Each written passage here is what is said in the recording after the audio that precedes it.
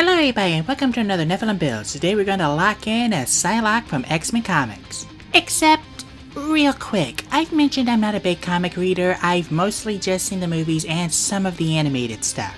I had no idea there were two different Psylockes who are somehow both different people and the same person. Apparently most people prefer Quanon, and I get it, hot Asian lady, but Betsy Braddock is the original and she's a lesbian. I'm sorry, but she just wins. Sorry for baiting you guys, I'll be changing the title and thumbnail for this video in a few hours. As always, keep in mind that these videos are about capturing the spirit of the character rather than capturing their abilities perfectly. With that said, let's start with ability scores. Using the standpoint array, put the 15 to intelligence. She's an Omega level telepath, or at least near Omega level. Is it just me, or are there a lot of Omega level mutants? Like, what's the point of the ranking system if everyone is the highest rank? Next is the 14 dexterity. If you're a woman in a comic book, odds are you're an Olympic level gymnast. Which I guess would make her an Omega Olympic. Omega?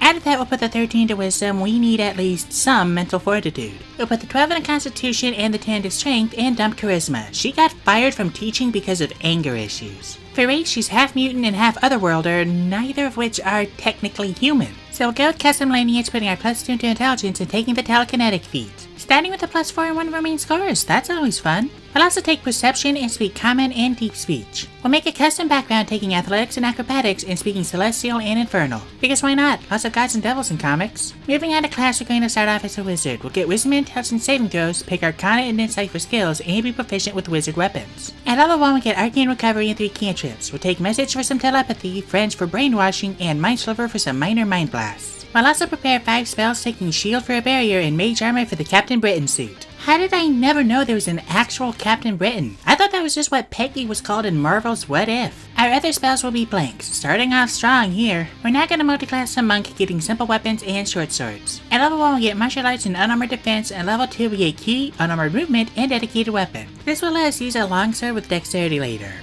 I mean, if you have to.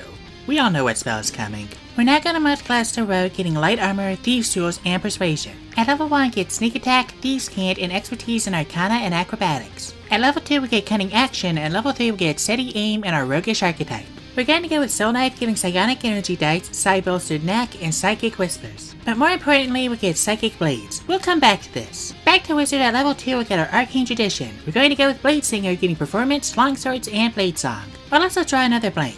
At level 3 we'll take Shadow Blade for our real main weapon and a better Psychic Blade. Now let's jump back to the rogue version. Unfortunately, you can only use the bonus action attack if you use your main attack with the soul knife. So these are useless to us, right?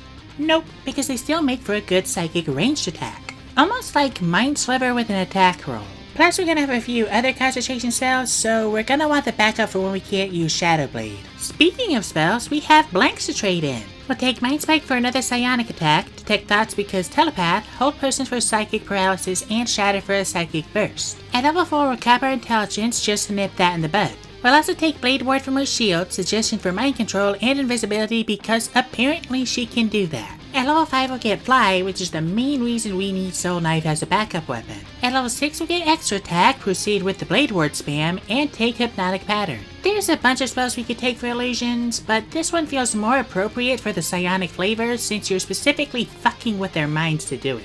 At level 7 we'll take Non-Detection to hide our presence, and at level 8 we'll raise our dexterity and draw a blank. At level 9 we'll take Telekinesis and Synaptic Static for a bigger psychic blast. At level 10 we'll get Song of Defense and take Prestidigitation for effects and modify memory to wipe someone's memory. Back to rogue at level 4 we'll raise our dexterity, and level 5 we'll get Uncanny Dodge. At level 6 we'll get Expertise in Performance and Perception, and level 7 we'll get Evasion.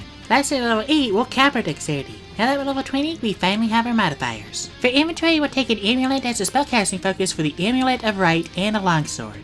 I mean, if you must have one. Didn't really have room in the build to do anything with it, and I can't find any info on the Starlight Sword anyway. Our AC of Mage Armor is 18, our move speed is 40, and our average HP is 112 with 10d6 and 10d8 hit dice. And with that, we're done. Now what can this build do? To start, psychic damage is one of the least resisted damage types in the game, and we do it at all ranges. We've also got great AC bumping to 23 with Blade Song, 28 with Shield, and Song of Defense to reduce any damage that slips by. We can even use the Blade Ward Singer strat to give us physical resistances for free, or we can throw in a Mind Sliver. Add in Flight, Crowd Control, and Telepathic Communication, and we bring a lot to any X-Force, and Betsy has been in several. For weaknesses, we're one rough sneeze away from power word kill range. Multiple concentration spells also means our best melee option isn't always on the table. And between Shield and Song of Defense, we're going to be burning through spell slots quickly. Weaknesses aside, we still float like a butterfly and sting like a butterfly. Thank you everybody so much for watching. If you'd like to support my channel, there's a link to my Patreon down in the description. $1 a month gives you 2-day early access to my videos, a chance to vote for future characters, and access to all of my homebrew content. Let me know what you thought of this video down in the comments, and I'll see you all next time when I make Pureblood Knight Ansbach from Elden Ring.